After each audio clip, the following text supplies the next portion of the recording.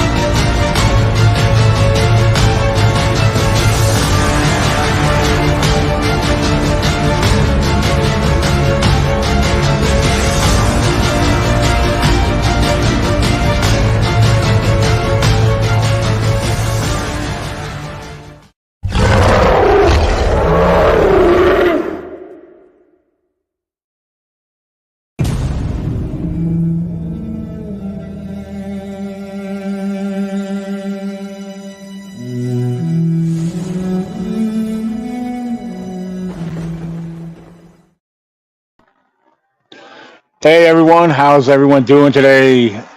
I'm your host, Daniel Benoit, and I'm glad to be here to talk Bigfoot with you guys. I'm not sure how long we're going to be tonight, guys. I got a few things I do want to cover tonight. Um, and first of all, let me check in on the live chat. I see we have Melissa Lester here. We have Gary Johnson, Tracy Hall, David Lester. And so far, that's all I'm seeing on the live chat at the moment. So, again, it's good to have you guys here. And for those that don't know, you guys are watching us live right now, Friday night, 9 p.m. Eastern Standard Time. We are on the live video stream. Later, this video stream, as all the others, will be available on your favorite podcast platform. Um, Pandora, iHeartRadio, Google Podcasts, you name it, you'll be able to listen to it there. So yeah, we're heard worldwide. Is not just on YouTube for whoever's tuning in right now or who may watch later. But yes, with our radio platform that we have, our podcasts are heard all over the world, and our podcasts are growing. My YouTube channel right here itself, we've gained roughly over 80 something subscribers within the last week, which is awesome. So for anyone that's new watching now or listening later, thank you guys for subscribing to the YouTube channel. Um, Now, one of the things we're doing, I put out a post a couple days ago looking for various topics that some of you guys like to hear or want to have addressed. Um, there was a few questions.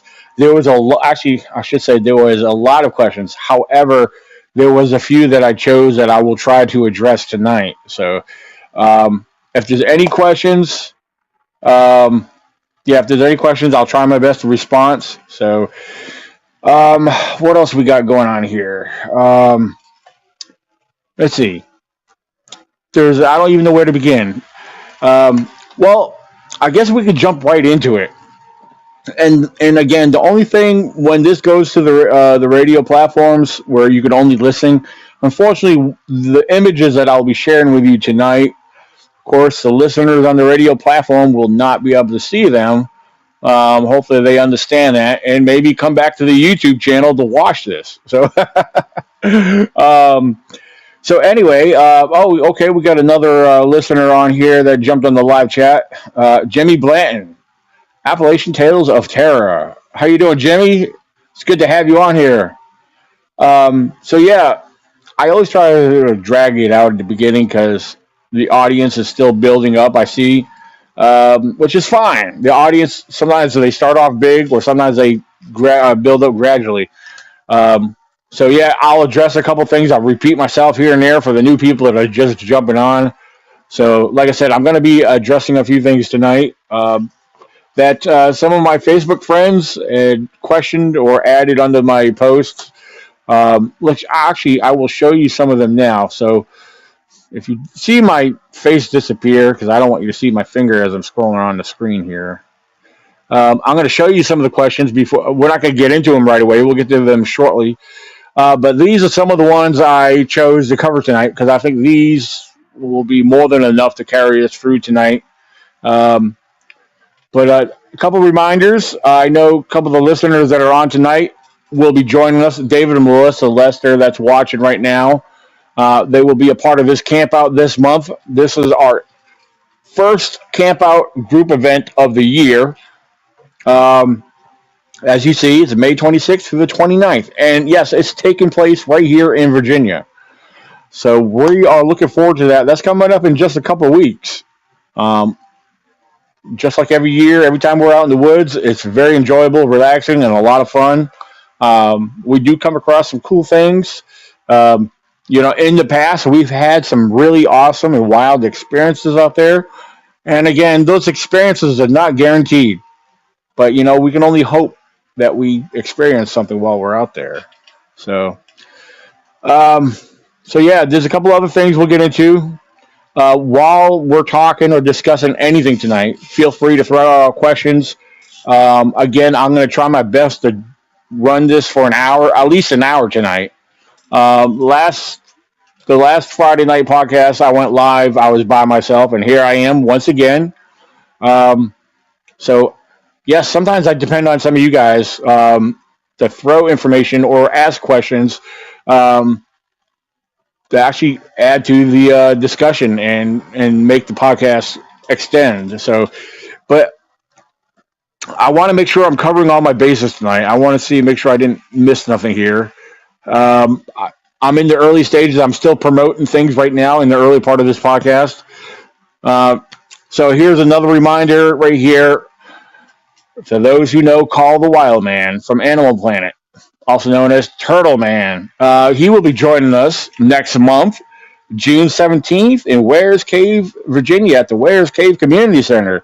Yes, there's going to be a lot of live action with this guy. If you have never met Turtle Man in person, I'm telling you, you are in for a treat. This guy is really live action. He's really out there. He's fully energetic. He's good with the people. And he's got some stories. I've heard some of his stories. I've heard stories from Turtle Gal. Turtle Gal has shared stories with me when I've talked to them on the phone. But yeah, I've had the privilege of meeting Turtle Man a couple times down in Tennessee. And yeah, I'm looking forward and I'm excited that he's going to be at my event that I host every June right here in Virginia. So if you're not planning on it, you might want to come on out and check it out. Turtle Man's a lot of fun. So yeah, you got to be there. So there's much going on right now with that. We got over 45 vendors. We got some guest speakers that are ready to speak and share their experiences and their knowledge and research with you. Um, it's going to be a great time. Oh, and as far as ticket sales online are almost sold out. Yes, we have so many tickets that have been selling. Because for those who are not familiar with the way I'm running this right now, you're saving $10 if you buy tickets online. The tickets will be $10 more at the door. Right now, they are only $20 a ticket. You wait and show up in person. If there is any tickets left, you'll be paying $30 at the door. Again, $20 online, $30 at the door. I need to make sure I get that clear.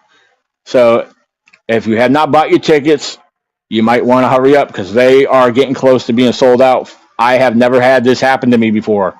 I've only sold more tickets at the door than I've had it online, and we've had full seats. But the tickets are selling online really fast. So that is like really blowing my mind right now, which is awesome. All right. So let's move on. Another thing I have not promoted in a while, right here, a new TV series called Hometown Haunts. There's only a couple episodes right now on that new TV series, and I was filmed for the first episode, The Beast of Elkhorn Lake. We did some awesome filming. We did some investigating. We actually had some activity. Oh, by the way, we will be camping in this very same spot where this experience and the other experiences we've had. Again, we'll be camping there in just a couple weeks. But Hometown Haunts, if you want to check it out, it's on Paraflix. I know some people say, I never heard of Paraflix. Well, it's just like Netflix, but I will tell you, the subscription is a lot cheaper. Yes, you can get a year subscription. There's a discount if you go to the website, paraflix.com. it's what is it? Yeah, Paranormal Plus or Paraflix.com. You could find the hometown haunts. There's several different shows and series on Paraflix, just like there is on Netflix. However, the Beast of Elkhorn Lake. If you have not seen it, you're going to want to check that out. So, yes, indeed, ladies and gentlemen. So enough of that rambling on, and let's see what else we got here. Make sure I'm not missing nothing here, because sometimes I have so much stuff here. Oh, and as far as our other camp out, we still have spots left for our September camp out right here, ladies and gentlemen. This is taking place in September. Yes, so the ECBRO Virginia Bigfoot Expedition Explore into the Unknown. There's all my email. There's my email information, and again, as you see, spots are limited. September 20th through the 24th. So if you need any other information on this, send me an email. I try to post an update on Facebook about this. So there you go. All right, so let me come back to the comments, make sure I'm not missing none. Okay, thank you very much, William. William Nighthawk said, I've been promoting the June event on every broadcast 3 times minimum a week. That's very much appreciated, and I really thank you for that one. Um, Absolutely, Tracy. Yeah, they're a lot of fun. They're great people. They really are very down to earth, very outgoing, and again, they got some really cool stories and some good experiences. You'll definitely want to learn about them. Hey, Susan, we got Susan in here. So, all right. So I'm going to be watching the live chat the best I can. So I guess there's a couple things I want to go over tonight, which I may touch base on a couple things that I've already mentioned, just in case when we have new people jumping on here. Um, so yeah, just like David Lester said, the Paraflix channel has a lot of great programs. And he says he watched they watched Daniel's episode twice already. Oh wow, you watched it twice. That's awesome. Yeah, and now keep in mind where we were doing the investigating and the little exploring in the woods there. That was right across from where we will be camping in a couple of weeks. It's the same place we camped out last year. We're going to camp there again this year. So if that spot is available, Lord willing, that spot is available. It's just that time of year where a lot of people come into the woods, especially this that weekend falls on the holiday. So we'll see how it goes. All right. Let me see here. So, ladies and gentlemen, there's been a few things. I want to go ahead and get these out of the way here real quick.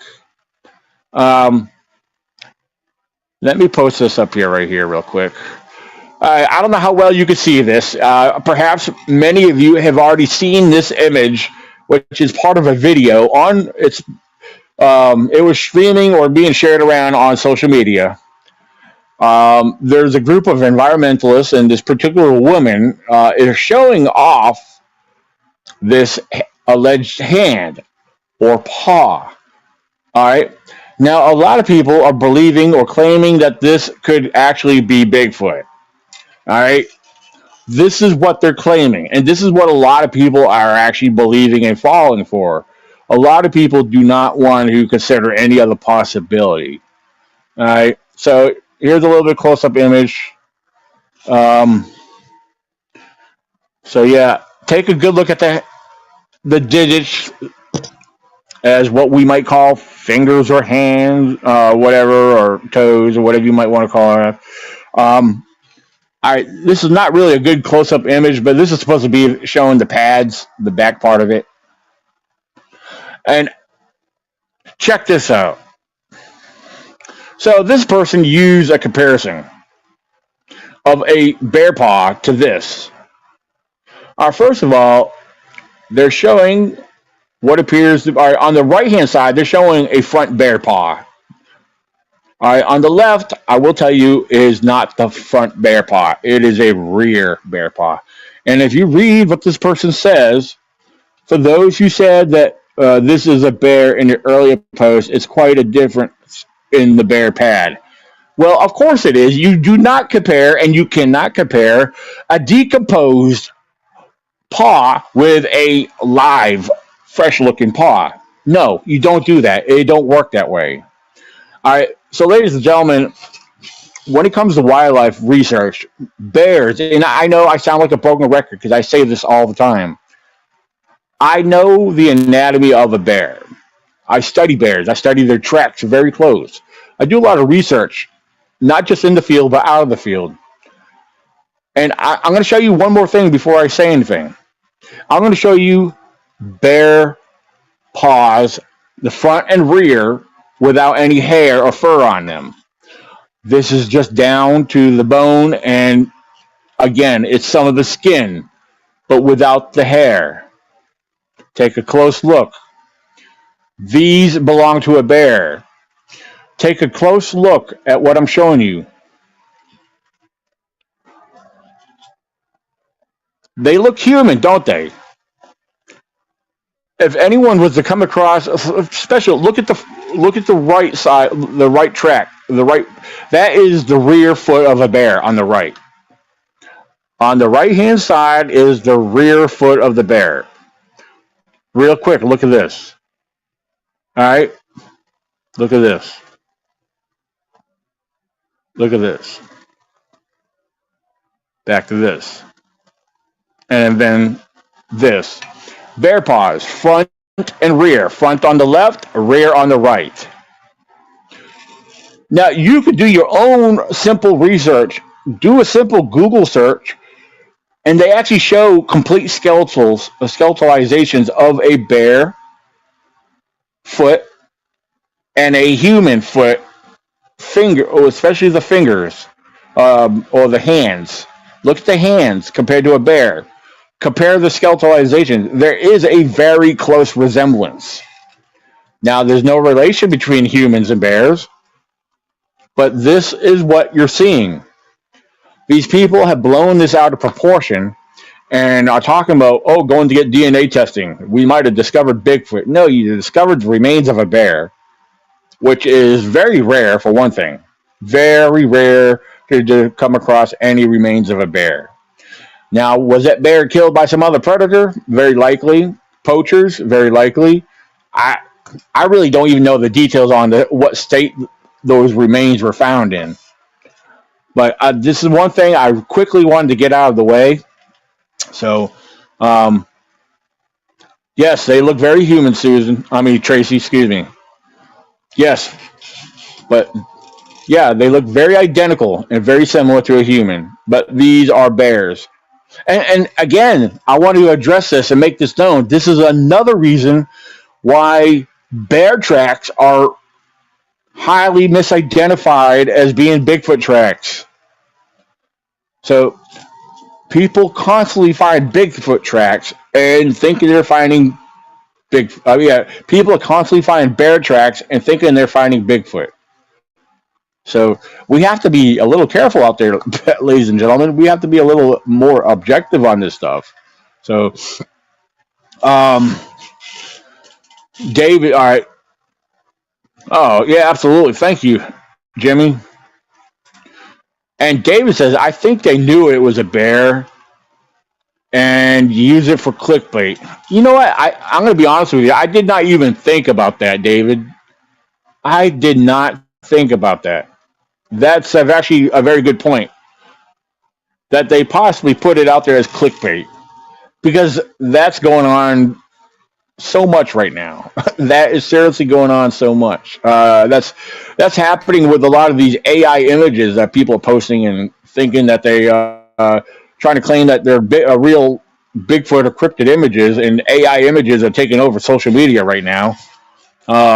Yeah, you're going to see a lot of AI images again. They're going to be popping up left and right.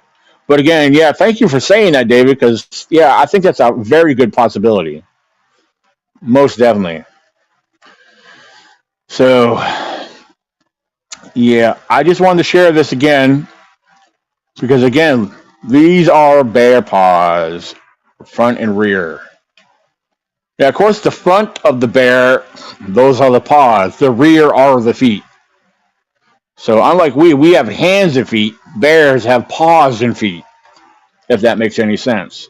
So, so again, I'll show this one more time. Look at the digits. Oh, and another thing, look how short the digits are. Okay, why would Bigfoot have little stubby digits? Okay,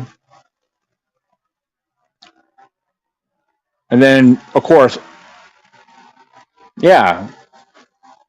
But now again, do a Google research. Do a Google search on bear skeletal paws and feet, and again, you'll see how close they look to a human just on the skeletal uh, layout itself. So yeah, this is just something again I wanted to throw out there and get it out of the way because what's being shared is no more than a bear, and I know a lot of other people know that, but trust me, I saw enough people the you just go along with it and believe that that they just thought it could be Bigfoot. So I just wanted to throw it out there. I just to get it off my chest because I feel like if I didn't mention this or cover this in any way, shape, or form, that I would have felt bad that I'm neglecting my responsibility to point this out. But yes, that's all it is, ladies and gentlemen. It's just bear remains. How the bear remains got there, that's another story in itself. So that's why I put together my little podcast image there. I highlighted a couple of the what I just shared with you there. And there's Mr. Bear down there on the left. So, all right. So, all right. Let me check back here. All right, Jimmy. Have a good night. Thank you for coming on. So I'm going to try to address these questions here. If I can remember where they were here. I'm going to try my best here. So yeah, on Facebook, when I asked what are some topics or questions that you guys wanted to have addressed, well, there were several of them, and I only picked a few just to go over real quick. So I like how Sean Dunham threw this out there. He's not asking a question, but he's actually making a statement, and it's a fact that not every noise that we hear in the woods is Bigfoot. And let me say, that goes along with every other species of animal that vocalizes and makes noise. Every creak and sound that a tree itself makes, some of those noises throw people off, and they are mysterious to people. So, yeah, that's a good point, and I'm glad Sean threw that out there. Yeah, because we're easily deceived by what we don't know. We're easily deceived by what we're misinformed on. We're easily deceived by what we're unaware of. So don't jump to conclusions that what you hear, just because you cannot identify it, does not mean it's a Bigfoot. Let's see. Ryan Paul says the problem with hoaxes and false claims. I feel that I feel there's too many people who make such large claims only to never back them up. Well, yeah, let me tell you, there's a lot of people in the Bigfoot community, in the cryptid world, that make claims. Some of them, they try to make facts out of their own imagination. Some of these people want to be recognized so extremely that they will make stuff up, but they believe it themselves, and they go and share it publicly, and they make these bogus claims. Some of them are outrageous. Some of them are very bold. And again, they make claims, they make statements, and they never have any piece of information to back it up. Um, yeah, I mean, there would have to be something. Yeah, I totally understand that if I experience something, and they might say, let's say it was something bizarre, I could share it with people, but unless I saw what did it or what made it, whatever, I can't say it was a Bigfoot experience. I can't say it was a cryptid experience. Um, if I say I found something, and I tell you about it, but I don't show anything to support it. Now that's a whole different story. If you saw something, if you found something, you should be able to document it in one way, shape, or form. And then if you're going to claim it to the public and share it to the public, at least show what you're talking about. Just don't make that verbal announcement. You know, I understand there's some circumstances where we might fall into where we can't back it up. So it's my word or their word against ours, vice versa.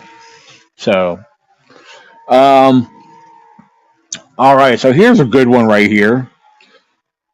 Why they remain unverified, and what is the main photographic evidence currently that is assumed real?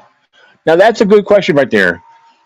And when I read this, first of all, as far as photographic evidence currently that is assumed to be real, right off the top of my head, I think of the Roger Patterson and Bob Gimlin footage from 1967.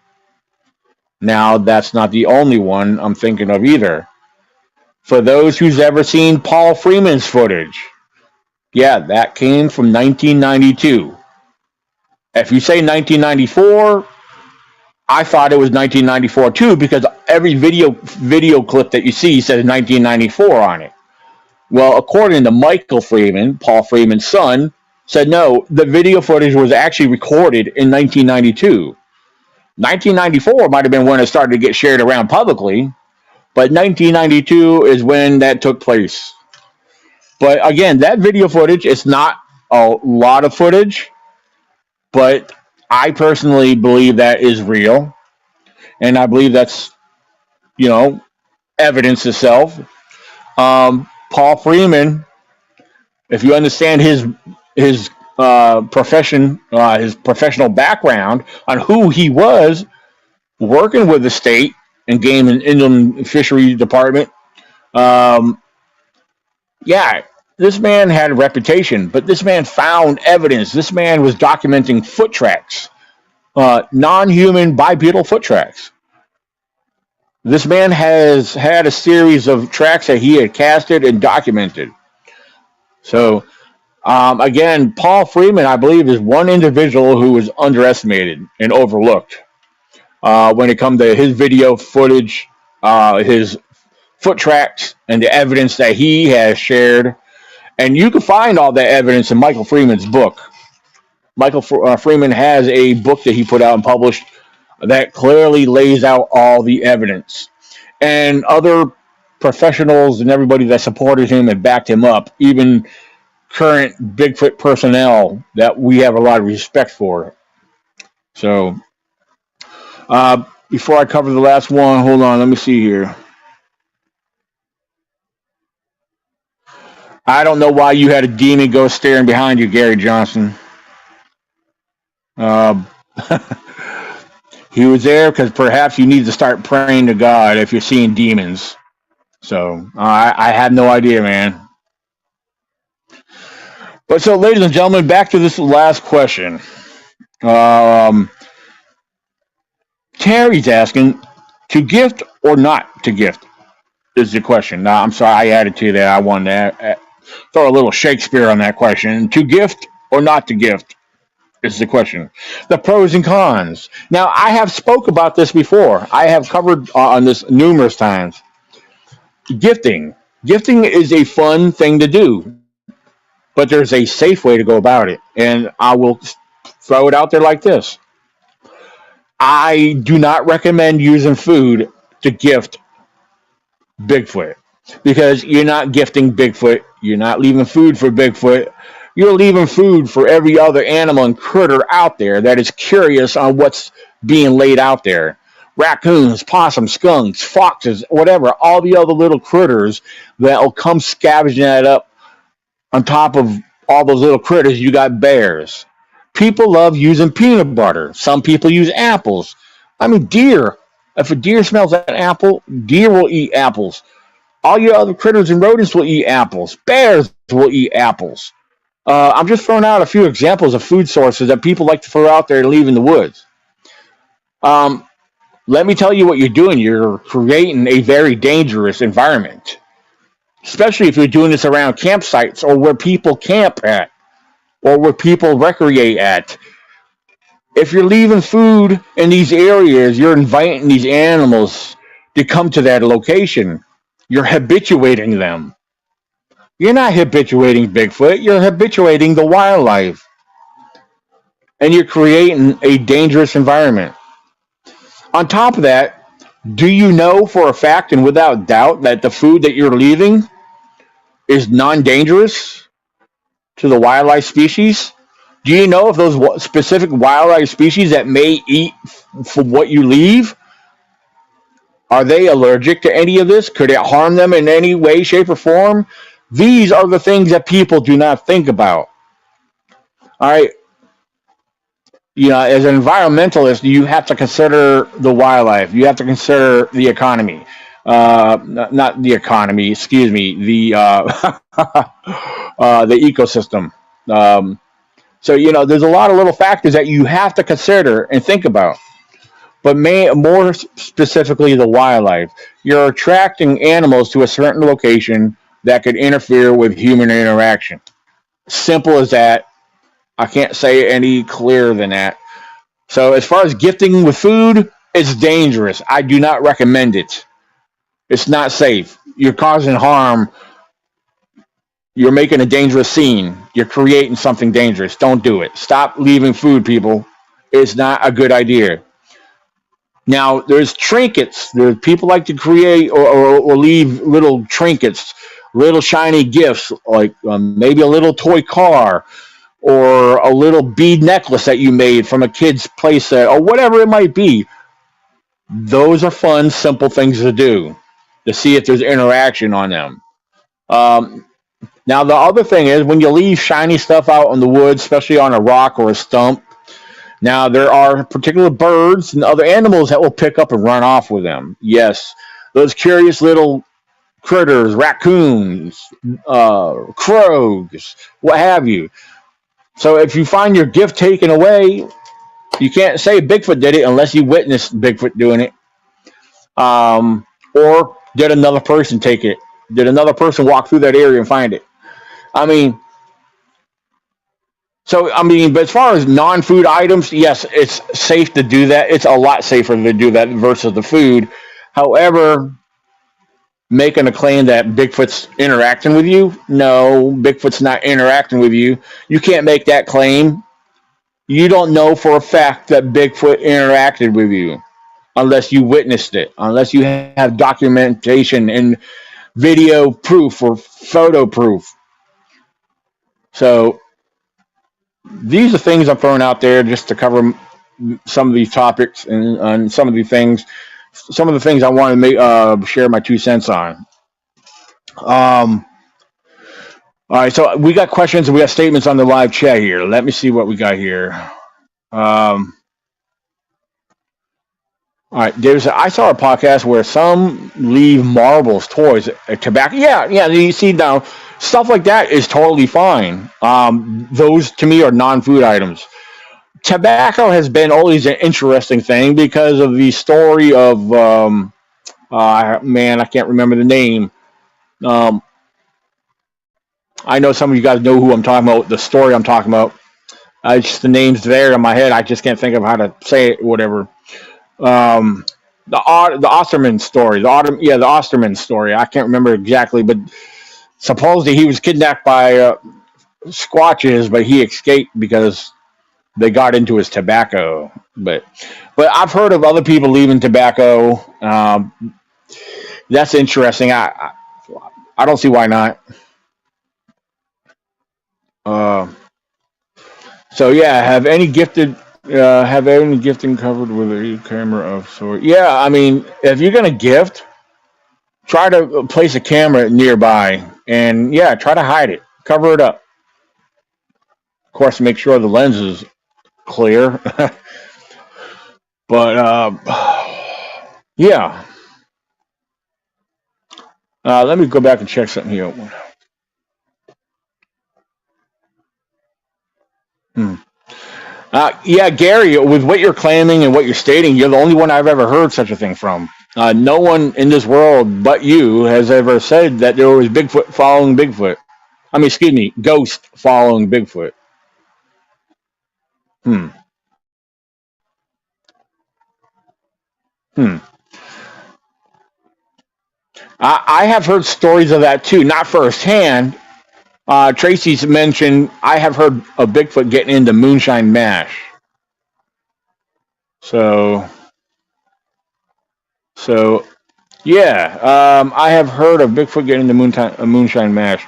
Yeah, like I said, I have heard stories of that. Again, not firsthand, but more or less rumors of that. So, yeah, that's interesting.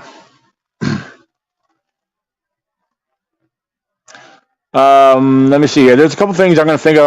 You may hear me get quiet for a second. So if you guys have any other questions, please feel free to throw them out there. Um,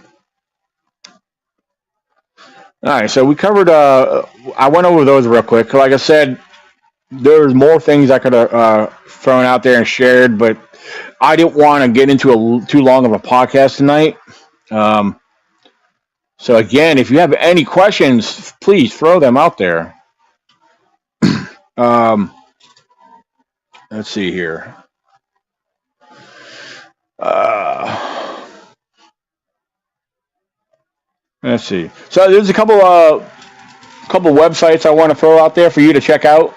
If you watched, for those who were here in the beginning, at the intro, saw my little promo for the sponsors for the Virginia Bigfoot Conference.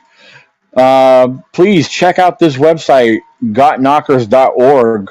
The owner of this is Gwendolyn Purcell. She has some amazing merchandise on the website, and she's got more on the way. Got Knockers. It's an awesome name for those who don't understand it. Just do your research. At Bigfoot tree knocking, yes, Bigfoot always has a knocker. So that's where the name comes from. I feel like I have to clarify that because there's some people out there that laugh at the name because they're thinking pervertedly. But so yes, Got Knockers. It's a Bigfoot merchandise website. Check it out. Unfortunately, Gwendolyn and her company will not be able to be at my event. They're actually going to be Gwendolyn and her husband will be in Ireland. Yes, they are flying out the week before my event and won't be coming back till just after my event. So yeah, check out that. I wanted to throw that out there. For those who do not follow my blog site, this is my blog site, ecbro.wordpress.com. Ladies and gentlemen, check that out. I have a number of blogs, a number of posts in there you can review and go over. A lot of it's scientifically based. Some of it's stories. Some of it's just basic information. Check it out. Again, that's ecbro.wordpress.com. I have to cover that. So, all right. Oh, and one other website, if you have not visited it, please go. Feel free to check out my personal website right here. It's ecbrofounder.com. As you see, it's scrolling across the bottom of the screen right now. There we go. I'll leave it scrolling for a little while. Um, yeah, David. Yeah, their minds in the gutter. uh, uh, hmm. But so, am I going to record the camp out? Well, what we do every year, regardless if I go out by myself or with a group of people, we do a lot of pictures. We take a lot of pictures of our exploring and group photos, all that good stuff. I like to give people, I like to share pictures because I want people to get an idea of what we do out there. Yes, some of it does get videoed. Um, it's a lot of work to carry on a video and keep it recording while trying to explore and look out there. But yeah, I do try my best to video the outings. So, and hopefully, if we have any experiences or anything like that, hopefully we captured it on video. That would be awesome. We really would like that to happen. Because I know what's out there, and I know what I've experienced in the past out there. Um, I would love to be able to share that more with the public because Bigfoot does live out there where I go. Um, Now, I haven't really found any fresh evidence in a while, but I will tell you, he's there, and we'll see what happens here in a couple of weeks. Awesome. See, now David Lester will be there. He said he will be setting up some cameras and night vision at times, so that's awesome. Yeah, perhaps I'll be setting up my cameras. I'll have my cameras as well. Um, I think it's best if we make it aware for the rest of us in the group to know where these cameras are, so hopefully we could avoid going into them or walking around those areas. Because there's a couple spots where I would love to place cameras at that where I've had activity before. And there's some good spots to hide them at too, especially in around the creek beds with some of the trees and the root systems that overhang on some of the creeks and the streams out there. I like to tuck my cameras up underneath the root system, overlooking the stream where wildlife walks across on the other side. I mean, I've captured a lot of deer and bobcat that way before, so maybe Bigfoot might pass by that area and not see the camera because it'll be hidden underneath the root ball system that's overhanging the stream. So that's one thing I like to do. I try that if it's accessible, if there is a good way to hide a camera. Yeah, absolutely. And yeah, David, me and you got to be careful because we each have the same kind of cameras. We'll have to put a mark on them. So, but yeah, absolutely. We will definitely have some cameras deployed. Um, I would say use my drone, but the foliage is growing in so thick out there right now, the drone wouldn't do no justice. But maybe a little drone footage around the camp area. That's about it. So, um, okay, you have yours marked and numbered. Awesome. I need to do the same thing. Yeah, I do. I need to do the same thing. So, good deal. So, ladies and gentlemen, if there's anything else you guys might have out there, we're going to probably call it early night. We've been on for about 48 minutes. So, yeah, we've been on for almost 49 minutes now. So, and I went over what I could tonight.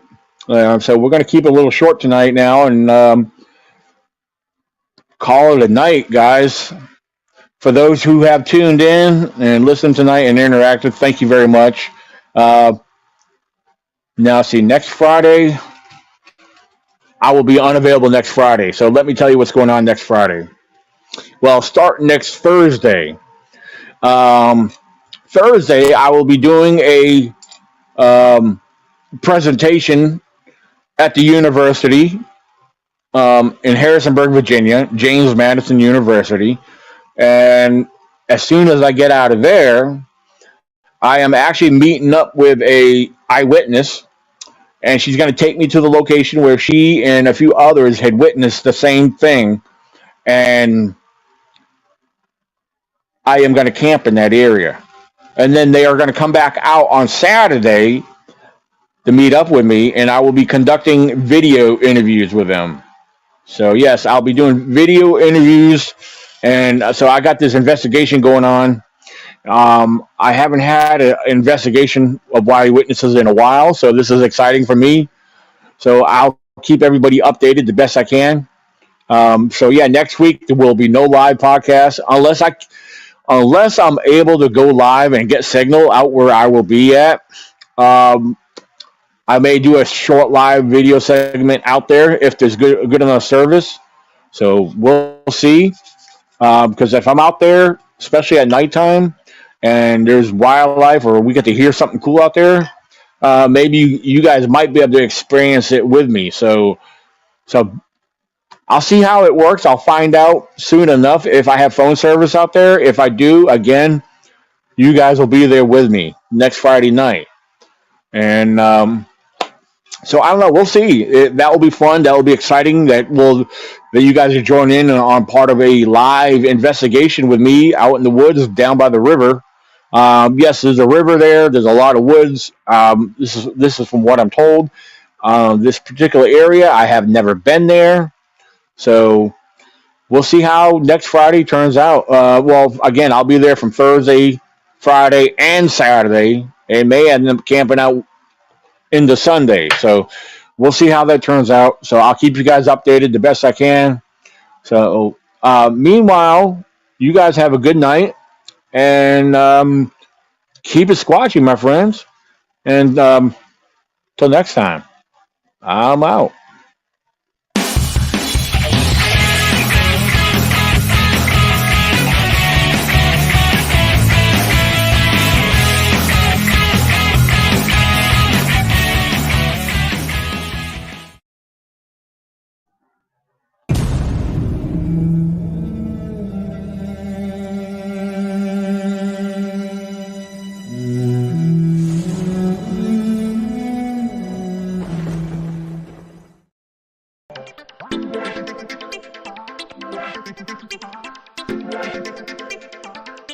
Thank you.